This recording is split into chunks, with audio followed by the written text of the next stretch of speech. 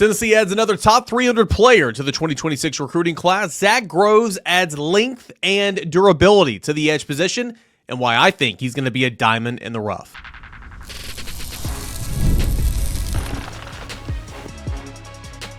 You are Locked On Vols, your daily podcast on the Tennessee Volunteers. Part of the Locked On Podcast Network, your team every day. Good Friday morning, everybody. Welcome into Locked On Vols, your spot for daily Tennessee football news and entertainment. Free and available wherever you get your podcasts. You know it. We're a part of the Locked On Podcast Network, where it is your team every single day. Weekday mornings when you wake up. I'm your host, Eric Cain, member of the VolQuest.com team covering Tennessee athletics here in Knoxville. And, of course, your daily host here of Locked On Vols. And this episode is brought to you in part by our friends over at Monarch Money, where you can take control of your finances with Monarch Money. Use promo code LOCKEDONCollege at monarchmoney.com for 50% off your first year. Again, shout out to our friends over at Monarch Money. Loaded show coming up here today. Going to dive into Tennessee's latest commit earlier this week and Zach Groves, what he brings to the table and what this means for the class of 2026. Zakai Ziegler filing a lawsuit for a fifth year of eligibility. Here we go again, but it's a guy that you want to see win, right? A complex issue. We'll discuss that in segment number 2. And then Danny White named Athletic Director of the Year. That's coming up in segment number 3 here on a Friday show. So it was earlier this week when Zach Groves committed to the University of Tennessee. He is a top, again, 300 player, a 4-star rated edge prospect from East Robinson High School in Cross Plains, Tennessee, an in-state native, 6'4", 240 pounds. And he's listed, according to the On3 industry rankings, as the 252nd overall prospect, the 28th edge player in the class, and the 7th-ranked prospect out of Tennessee. According to On3, 238 overall ranking, 27th edge, and 8th player in the class of 2026. In-state prospect, a guy that Tennessee's been after for quite some time. And again, you want to lock down the state. You want to keep some of the best players inside the state. Don't go elsewhere. I mean, that's exactly what happened here. Is Zach Groves chose the University of Tennessee over the likes of Clemson, Georgia, Ole Miss, USC, Southern Cal, and really, really good player. And I mentioned in the open that I think he's going to be kind of a diamond in the rough. I guess you can't necessarily say that for a top 300 player, but this isn't your top 50 guy. This isn't your top 100 guy even. I mean, he's an edge player. I think there's some developmental parts there. I think they have some options if they want to keep him at the Leo position. He's already got the weight right there. Or if they want to bulk him up a little bit more and bump him over to the strong side defensive end spot, I think that's an option. But right now, he's listed as an edge and a guy that's going to be rushing the quarterback here in this class of 2026. Really, really good player. Again, in-state prospect. He was a semifinalist for the Mr. Football Award, a two-way classification here inside the States. Last football season, 45 tackles, 16 TFLs, 4 sacks, 15 quarterback hurries. Played a little bit of offense as well, had 17 receptions for a little over 300 yards and 4 receiving touchdowns. So a versatile guy, of course. If you're a prospect, an SEC football prospect, you play both sides of the football. You do pretty much anything and everything at the high school level, and that's what Zach Groves has done at East Robinson High School. His football coach, talked with Matt Ray over at VolQuest.com, a colleague, friend of the show, and this is what his football coach, Chase Brooks, had to say about Zach. Quote, Zach Groves, quote, Zach is just a competitor. He competes in everything he does. When he's not going with the first team, he gets over there and competes on scout team to give us a look and disrupt a block. He's just a kid who really wants it. He is constantly in the weight room. He didn't play basketball this past season. He went from 220 pounds to 245 pounds. So he's put on a lot of good weight and has had a good offseason. He's a hard worker. He's competitive. Him wanting to compete is the best asset besides his size. He gets after it all the time. It's a really, really good quote right there. Put on 25 pounds this offseason. A guy that really, really wants to get after it, has that want to, who is coachable. Good stuff right there. He goes on to say, this is Chase Brooks, his head coach, high school head coach. He has 2 older brothers who have helped mold him into what we are looking for, into a leader. His older brother, Elijah, is playing football at NC State. His middle brother was supposed to go to Georgia Tech, but ended up at Austin Peay after a knee injury. Zach's willingness to do just the little things and play scout team and not be a selfish player, he is becoming more of a vocal leader. He has been the lead by example guy. Now that his brothers have graduated, we are counting on him to be a more vocal leader and a locker room guy on and off the field, end quote. So again, a lot of good stuff said there by Zach Groves, Tennessee's new edge prospect commit for the class of 2026. I mean, typically no head coach is going to go out there and dog a player. If the head coach doesn't feel comfortable, talking up a player, if he, has an issue with him or whatever, they just decline to, have a comment on the issue. But a lot of great things here from Zach Groves, head coach Chase Brooks, and some more good things from Charles Power, who of course is the director of scouting and rankings over at On3.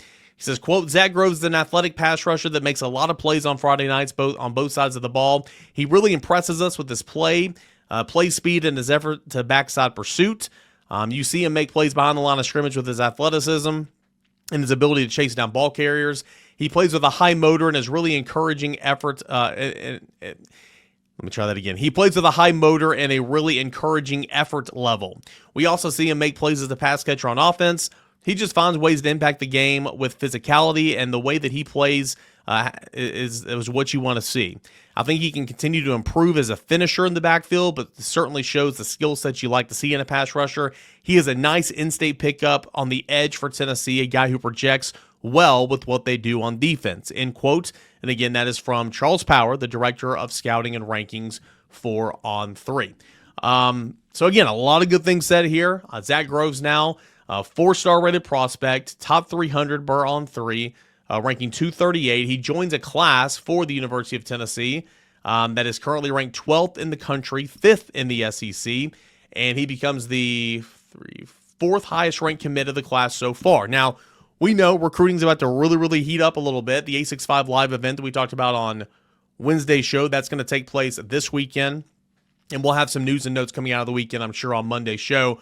But there's going to be a lot more commits. There's going to be a lot of higher ranked commits in this class. But for right now, Zach Groves is the 4th highest ranked commit behind Faison Brandon, Tyreek King, Gabriel Ascendu, who just got a big bump according to 247. We'll see where that bump travels with Rivals and On3. Of course, that's one company now, especially after July 1st and all that and more.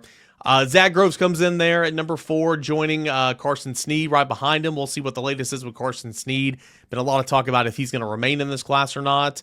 Tyron Evans, C.J. Edwards is the other edge rusher in this class. Braylon Outlaw, the linebacker, is also in this class.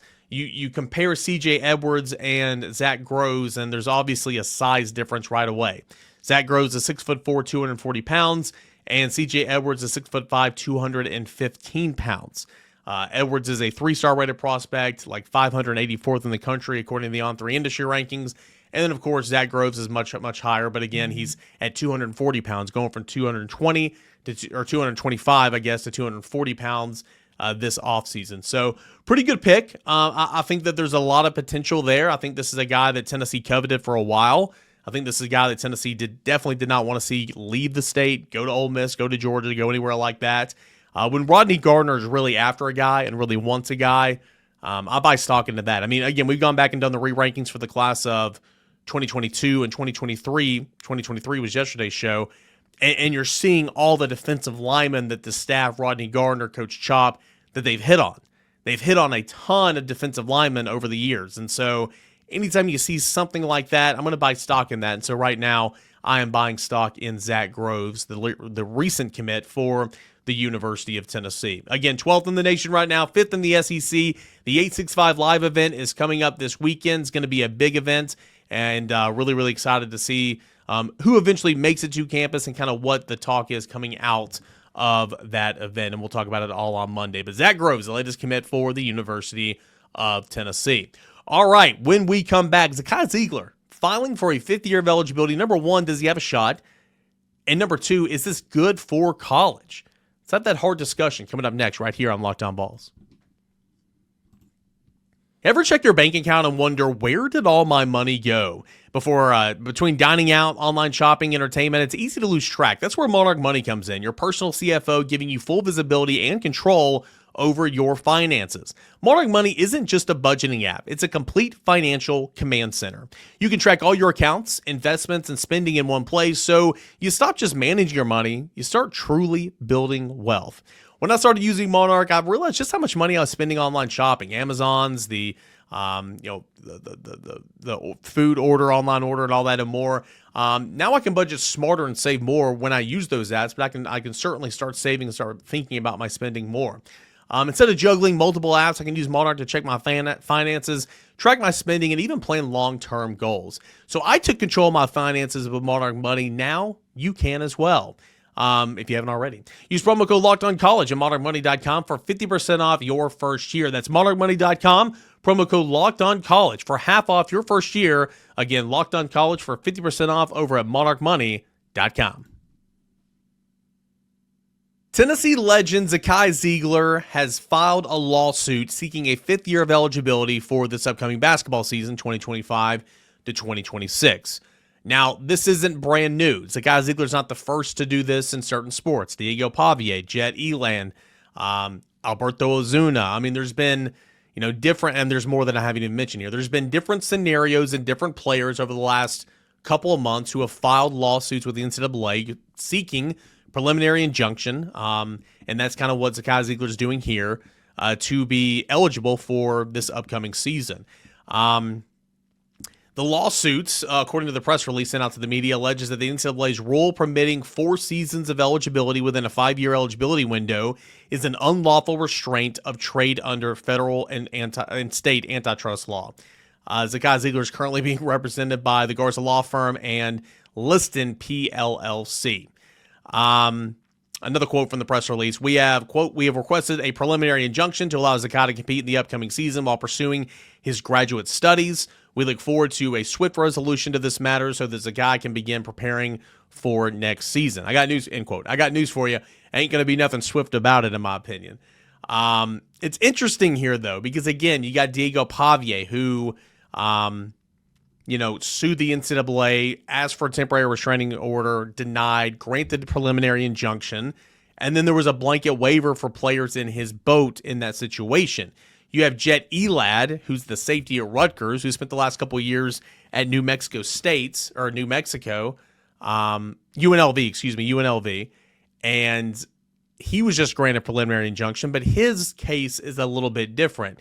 Diego Pavie began his collegiate career in junior college, spent a couple years at New Mexico State, a couple years at Vanderbilt. So he began his career in junior college. Jet Eland began his career at a Division I football program at Ohio, then went then went JUCO, and then went to his other stop there, UNLV, for a couple of years before transferring this offseason to Rutgers, where he wants to play and has been granted preliminary injunction. So there's been some different scenarios. Alberto Ozuna, of course, we know that story very, very well, still following that. In fact, at the time of this recording, they have motioned for reconsideration the last couple of weeks, and we're waiting the resolution on that, essentially asking the judge to reconsider his decision where he denied Alberto Ozuna temporary restraining order and preliminary injunction, months ago. But because of the Jet Eland situation with Rutgers that we just spoke on, Ozuna's legal team is asking the same judge here in Knoxville, Tennessee, to reconsider his denial, and we're waiting a word on that.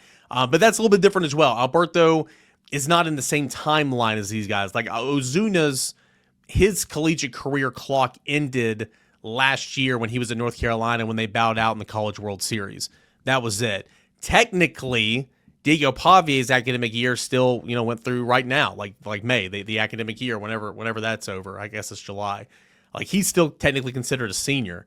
Technically, Alberto is not, according to Division I standards. Division II, he could play, at Tampa, which is just, again, different rules for different people. It makes no sense. But according to the Division I eyes, Alberto Ozuna's career is over.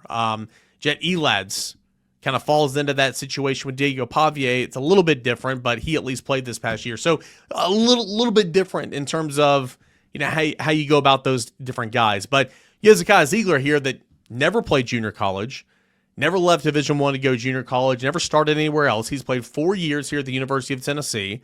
And essentially he's saying there's a 5-year window. There are people that can redshirt, okay, and then play 4 years after that. That's essentially what I'm trying to get right now. It's saying it's unlawful to only have 4 years instead of a 5-year window. If he wins, will there be a blanket waiver? I don't know. Will he win? I don't know. The different situations, based on different people we've already spoken about in this show here already. So it'll be interesting. Tennessee obviously is addressed point guard for next season already. Went out and got Jacoby Gillespie, the Greenville, Tennessee native from Maryland. Third team All Big Ten or whatever he was. And so Jacoby Gillespie is going to be the point guard for Tennessee basketball. Is there a way that Gillespie and Zakai Ziegler can work and kind of commingle there in the Tennessee backcourt? Oh, yeah. People I've spoken to said, ooh, yes, sign me up. That would be awesome. We would love that. That would work. That would work. That would work. Gillespie, of course, 36 games at Maryland last year, 14.7 points, 4.8 assists, 31.6 minutes per game, shot 45% from the floor, 40% from three, made 87 three-point shot attempts. Ziegler, on the other hand, finished his Tennessee career, was not invited to the NBA Draft Combine or the NBA's G League Elite Camp Series earlier this month. So you're seeing the options. I mean, Zakai can go overseas and play for sure, but you're seeing the options here stateside. They're kind of limited for Zakai Ziegler, who had a career year this past year, scoring 13.6 points per game, 7.4 assists, 2.9 rebounds, nearly 2 steals a contest, 34.2 minutes per game, which is a ton, and, of course, helping Tennessee go to a second straight Elite Eight appearance.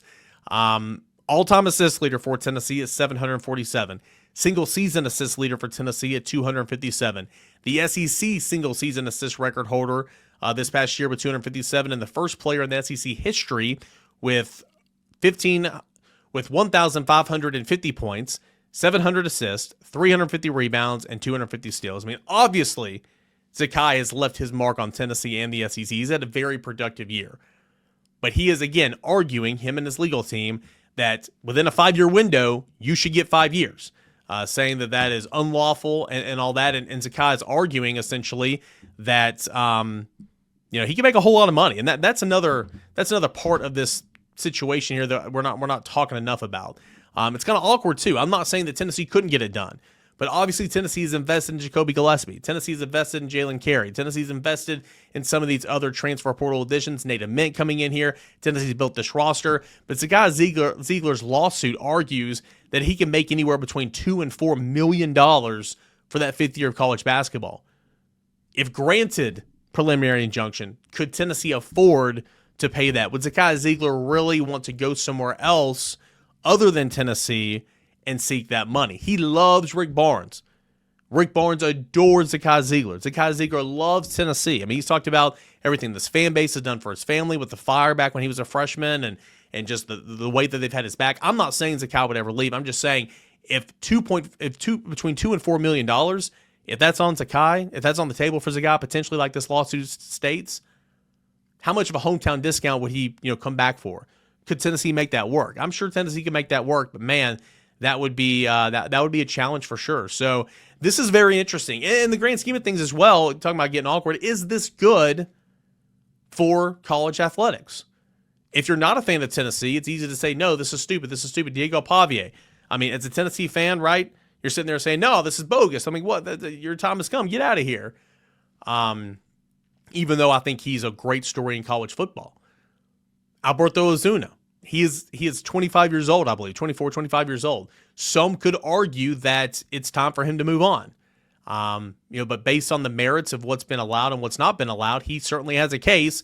And in many respects, based on what they've done for Pavia and Jet Elad, he should be playing baseball right now for Tennessee. So, again, is this good for college athletics? I think it's very subjective. It depends on who you ask. A Tennessee fan is going to say, absolutely, would love to have Zakai Ziegler back because he's a really, really good basketball player. I have an emotional attachment to him because he's the best player on my favorite team. He's an underdog story. He's a great player. He's a leader. He's got that fire. It's easy to like Zakai Ziegler. Easy to like Zakai Ziegler. But, again, with how wild and wacky college athletics is, I mean, this is just another domino, right? I mean, NIL is one thing right now, and limited transfer is one thing. Talking about conference expansion, how UCLA and USC is in the Big Ten, that makes no sense.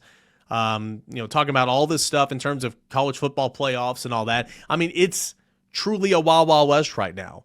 And then you have, Tennessee right in the middle of potentially another legal battle as well because of a state law that, can help Tennessee and other state schools like Vanderbilt in terms of name, image, and likeness and all that. So there's so much going on right now. Is this really, really good for the game? If you would say no, then you would have to say no to a number of the things that I've already just mentioned and laid out here. It's pretty wild right now. So I'm intrigued to see what happens with Zakai Ziegler in this lawsuit. If Zakai Ziegler wins this lawsuit, is there going to be another blanket waiver? Will there be other people like Zakai Ziegler in college basketball that can come back? I don't know. we'll see. And who are those other people? How does that impact other football teams? See, the difference here as well, because you had Diego Pavier that filed for a preliminary injunction, all that, like on December the 12th, and all that was wrapped up before the new year. Football programs were still building their roster and all that at that time, and transfer portal season was wild and wacky.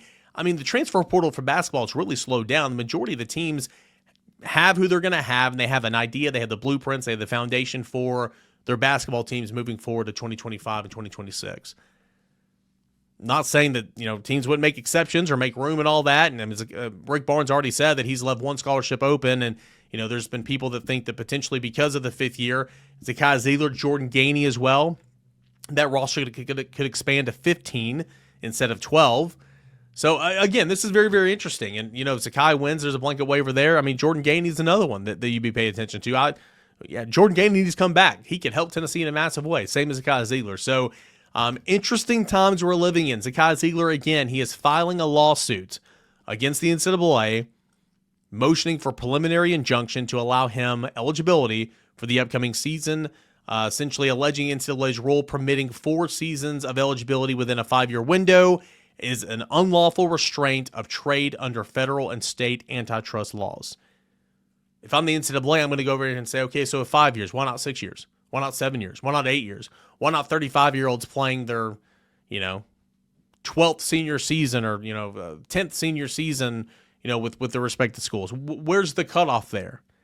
I don't know. I would love to see Zakai Ziegler back in orange and white next year because I like watching him play. I think he's good. I think he makes Tennessee great. Will this happen? I don't know. I mean, there's a lot of things that have happened the last couple of years, last year specifically in college athletics, that I would have never thought possible. So we'll see. This is something to watch for sure. And Zakai Ziegler's got some name recognition. Everybody around the country knows who Zakai Ziegler is. They know his story. He's a good player. I think like Diego Pavier carries a lot of weight in terms of the name, right? Carries much more weight than an Alberto Ozuna. Carries much more weight than a Jet Elad or whatever from Rutgers. So interesting stuff to pay attention to. We'll continue to track it. But this was earlier this week. Zakai Ziegler filing a lawsuit with the NCAA and seeking preliminary injunction. So we will see what happens there. All right, when we come back to wrap up a Friday show, Danny White has been named Athletic Director of the Year from one prestigious outlet. It's going to be interesting. Why? What all has Danny White accomplished here at Tennessee? Man, it's truly mind-blowing when you see it written down on paper. That's coming up next right here on Locked On Vols.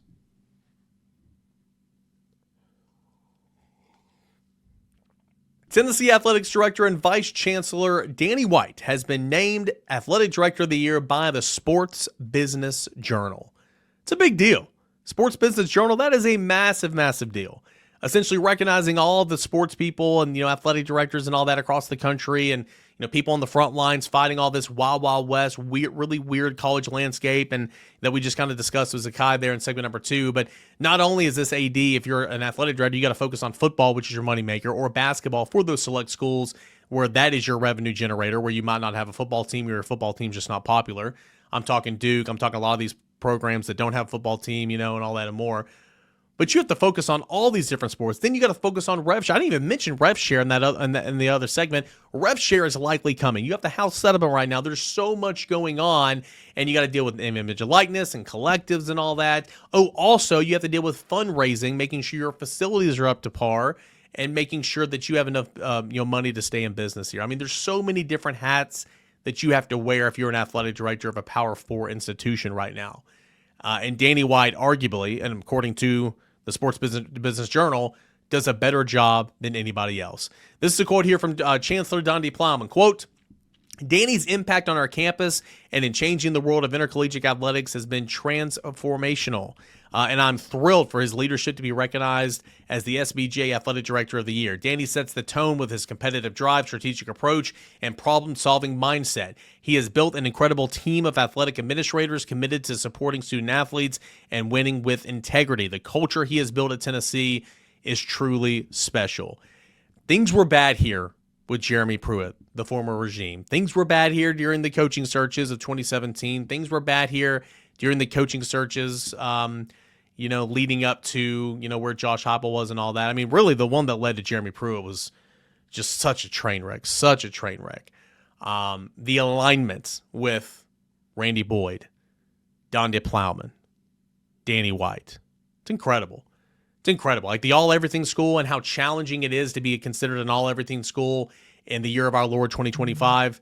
It's tough. And again, with the Rev Share coming, the percentage that goes to football, to basketball, to women's sports, to baseball, all that and more down the line, that's going to be a very big challenge. And that's going to be a super big challenge to continue to maintain your quote-unquote all-everything school.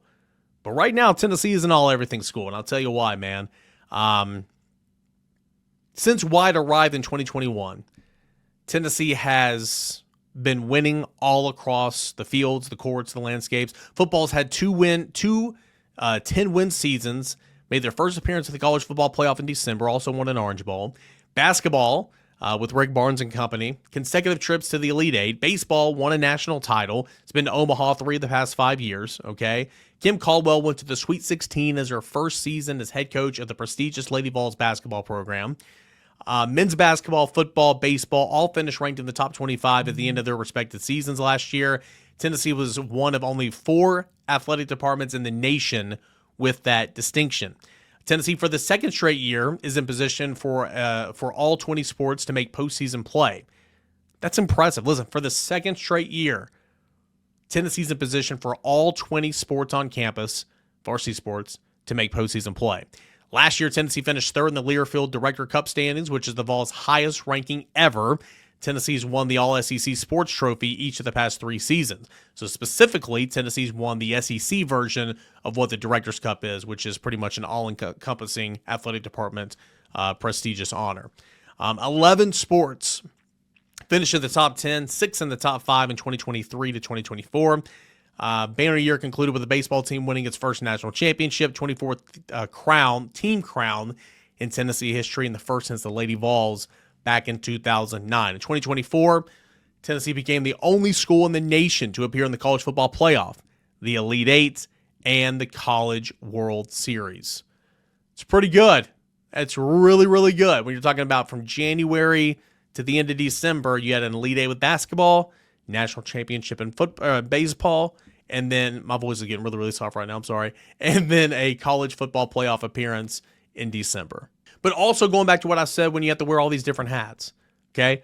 You got to raise money. You've got to be a fundraiser guy. You have got to be a guy that's out there shaking hands, kissing babies, doing what you can to get money back into your program. Not name, image, and likeness, not stuff like that, but also just money to keep the lights on, stuff like that. Keep everything you want to intact and facilities and all that. Tennessee athletics has grown under White's watch significantly. The budget has doubled to $280 million, which is one of the 3 largest budgets in college sports. So Danny White is obviously very, very good at his job. The fact that Randy Boyd, Donde Plowman went out and said, okay, we need a new AD, January 2021. Philip Former says, okay, I'll help you do whatever I can, but I'm going to, ride off on the sunset. This will be my swan song as well. I hired Jeremy Pruitt. Jeremy Pruitt did not work out here. I'm going to step aside, okay? So Tennessee, for the second straight football coaching hiring cycle, you also need an athletics director. And you go and find Danny White at UCF that had the crazy innovative idea to claim a 2017 national championship. Yes, I, along with I'm sure you and a lot of our peers and friends, all made fun of that, thought it was hilarious, went down there to UCF where Tennessee practiced for a couple of days prior to the Orange Bowl a couple years ago, and there's a banner, 2017 national champions. That was all Danny White. So if you're on the outside looking in, it's funny, it's cute, but it got everybody talking about it. People like me talking about it, talked about it on the radio, talked about it on this podcast. I mean, it was a smart idea. That was Danny White. Go down to UCF, find this guy, see all the success that he's had, knowing that he had success at Buffalo. Look at the coaching hires of Josh Heupel and Nate Oates and so on and so forth, knowing who he's the son of, legendary Duke athletic director for the long, long time, knowing that his brother is a college basketball coach in the Southeastern Conference, and Mike White, knowing that his sister is also an administrator at a high level, knowing it's a power family, right? And so what a hire there from Danny White. Danny White goes out and tries to find a football coach. Oh, no, Josh Heupel was his one and only call. Sure. Sure. But ended up, I mean, it all worked out. Went and got his own coach at UCF. Both those guys came over here, and then Tennessee's been off to the races. That hire of Danny White and the alignment that has come since, from Boyd to Plowman to Danny White, and then in respect to Josh Heupel and all the other coaches on campus, it has been truly, truly incredible to watch. It's been fun. So if you're a Tennessee fan, I mean, we've had this show before. You truly are kind of living in the glory era. The glory era being a Tennessee football fan, a Tennessee fan, because of the Elite Eight appearances, college football playoff, national championship in baseball, Sweet 16 of Lady Vol basketball. Sure, you want more national championships. I hear you. But this is a great era, and a lot of that has to do with Danny White and some of the hires that he's made. A lot of these coaches were already here. Obviously, Rick Barnes is already here. Tony Vitello was already here. He hires Josh Heupel. He hires Kim Caldwell. He's been on the forefront of name, image, and likeness. I mean, he's gone to battle for Tennessee. He's gone to battle for Tennessee's athletes. So the fact that he's been recognized as the athletic director of the year by the Sports Business Journal, I think that's well-deserved. So congratulations to him. That is a big deal. I mean, it really, really is a big deal. So that is going to do it here for this edition of Locked On Vols. Time of this recording, this is before Tennessee baseball plays Texas on Thursday afternoon. If they win that one, then they'll be back in action on Saturday, and we'll see what happens there. What could this have implication-wise in terms of being an NCAA regional host? The selection Monday comes out on Memorial Day. That's on Monday at noon. So we'll talk about that. We'll recap 865 Live on Monday, the headliners, who said what, all that and more, and anything else regarding just the craziness that is college athletics regarding the Tennessee Volunteers. We will be talking about it every day with you everydayers right here on Locked On Vols, fresh on a Monday morning. Appreciate you guys, as always, for being here. Tell your friends about the show. Download, subscribe to the channels. It is completely free wherever you get your podcasts. Have a great weekend, everybody. This is Locked On Vols.